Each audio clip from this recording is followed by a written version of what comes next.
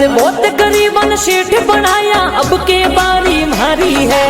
सुरजो सती माता जी थे कालीर गाड़ी लानी है। अरे मावड़ लीरा परचा भारी दुनिया दर्शन आवे है। मालविया पर मार थोड़े शरणम शीस नवावे जी। अरे परचारो नहीं परम पार पूजे दुनिया सारी है।